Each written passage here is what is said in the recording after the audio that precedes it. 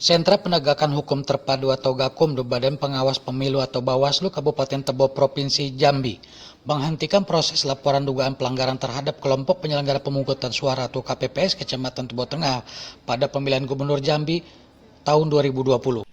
Ketua Bawaslu Tebo, Faridatul Husni, Rabu 23 Desember 2020 mengatakan bahwa pelaporan terhadap adanya dugaan pelanggaran KPPS di Kecamatan Tebo Tengah setelah diklarifikasi sejumlah saksi dan terlapor tidak memenuhi unsur.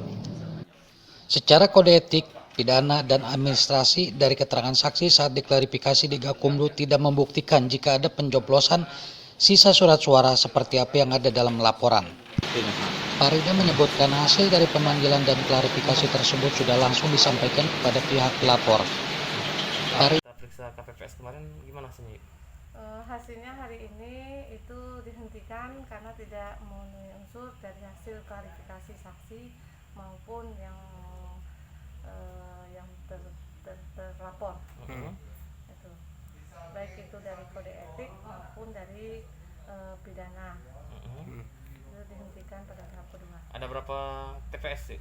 Di yang dilaporkan itu ada 4 desa dan TPS-nya 12 dan KPPS-nya ada 43. 43. Iya. Jadi hal yang tidak terpenuhi apa kira-kira? Dari keterangan saksi itu tidak membuktikan bahwa itu tidak ada. Tidak ada Tidak pencoblosan ada sisa surat itu. Pidana. Jadi ini sudah disampaikan kepada pelapor. Sudah kita sudah sampaikan kepada yang pelapor. Sudah sampaikan, tetapi salinan hasil daripada surat keterangan bahwa tindak lanjut atau tidak. Artinya dihentikan ya? Dihentikan. Di Sentra Gakumdu. Di pidana Sentra Gakumdu tidak memenuhi unsur, baik itu dari kepolisian dan kejaksaan tidak bisa membuktikan para saksi, dan meskipun dari kode etik dari Bawaslu itu sendiri tidak ada membuktikan bahwa itu adalah pelanggaran kode etik dari KPPS itu sendiri.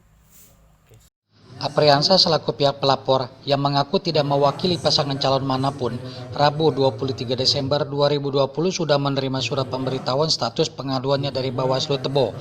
Bawaslu mengatakan KPPS tidak terbukti melanggar kode etik selama dalam penyelenggaraan pilkada.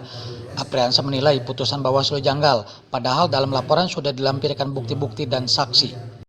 Awalnya Apriansa menghadirkan 5 orang saksi, setelah itu membawa saksi lagi lebih dari 30 orang saksi. Kemudian saat koordinasi dengan Bawaslu, Ketua Bawaslu menyebutkan 5 orang saksi yang diajukan sudah cukup. Dengan putusan ini, pelapor atau Apriansa tidak terima. Dengan begitu, dalam waktu dekat dirinya mengancam akan melaporkan persoalan ini ke Dewan Kehormatan Penyelenggara Pemilu. Hari ini saya sudah menerima surat pemberitahuan tentang status pengaduan saya dari Bawaslu Tebo. Dalam surat tersebut, Bawaslu Tebo mengatakan tidak terbukti melanggar kode etik penyelenggara pemilihan. Dalam putusan ini menurut saya sangat janggal. Karena dalam laporan saya sudah melampirkan bukti, saksi. Awalnya saya menghadirkan 5 saksi. Setelah itu saya mau membawa saksi lagi, bahkan 30 saksi lebih. Namun pada saat saya koordinasi sama Ketua Bawaslu Ibu Farida, kata Ibu Farida, sudah cukup dengan 5 saksi ini. Nah, dengan keputusan ini saya tidak terima. Maka dasar itu, dalam waktu dekat saya akan melaporkan ke DKPP. Terima kasih. Dari Tebo Jambi, tim liputan melaporkan.